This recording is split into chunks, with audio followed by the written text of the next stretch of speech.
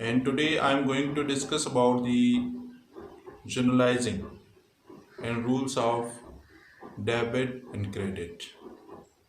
Before start and credit, first of all, I want to discuss about what journalizing. What does it mean by journalizing? Journalizing is the act of recording the transaction in a journal as to facilitate their transfer into a ledger. You know, all transactions we record in journal, we transfer into a then ledger. So there are two steps of journalizing. First is the analysis of transaction, and second is the recording transaction. Now question arises, what does it mean by transaction? Transaction is a dealing between the two persons and the exchange of the values is called business transaction. So then analysis of the transaction. First step in recording in journalizing is the analysis of the transaction. First we analyze the account of the title. हमें ये जानना है कि ये जो transaction है वो कौन से अकाउंट टाइटल में जाती है, ये अकाउंट रिसीवेबल है या अकाउंट पेएबल है, सेल्स है, रेवेन्यू है, मतलब कौन सी चीज है. और देन अकाउंट टाइटल के बाद हम उस अकाउंट टाइटल की नेचर को एनालाइज करेंगे कि ये जो अकाउंट है वो असेट के हेड में आता है या लायबिलिटी है या कैपिटल है या एक्सपेंस है. और then we have to analyse either it's increasing और डिक्रीजिंग. या तो अकाउंट इंक्रीज हो रहा होगा या डिक्रीज हो रहा होगा. जब ये अकाउंट ट्रांजैक्शन के बाद इंक्रीज होगा या डिक्रीज होगा तो उनका जो इम्पैक्ट होगा वो दोनों साइड पे होगा, डेबिट पे भी क्रेडिट पे भी. मतलब कि एक ट्रांजैक्शन के दो इफेक्ट होते हैं, डेबिट और क्रेडिट. इस वजह से हम इसको कहते हैं double entry accounting. It is total mental process. When we record the transaction in double entry, the transaction accounts decrease or increase have a two effect on debit and on other side credit.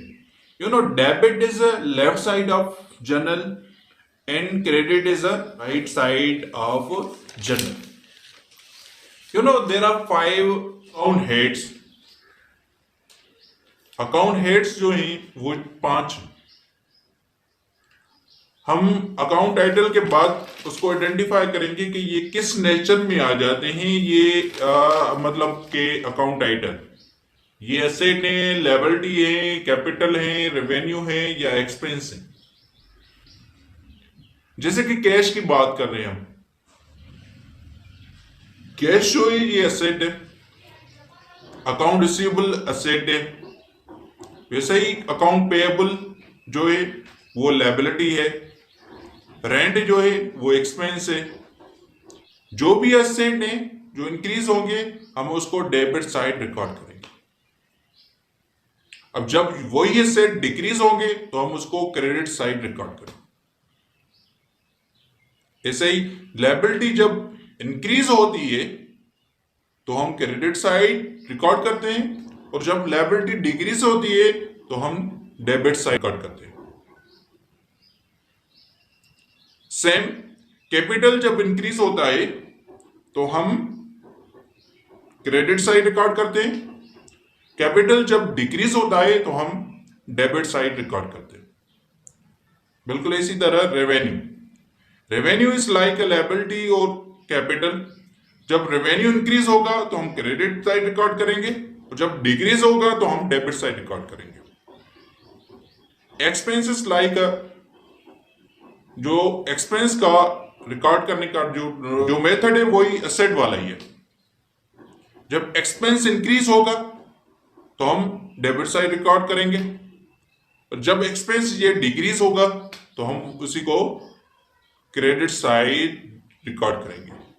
It mean we record we record increase in assets and expenses on debit side and all decrease in assets and expenses on credit side.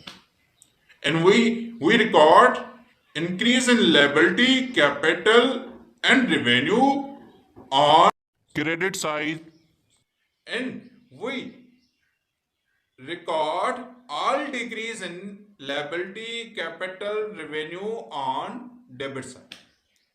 So that's all about the debit and credit rules.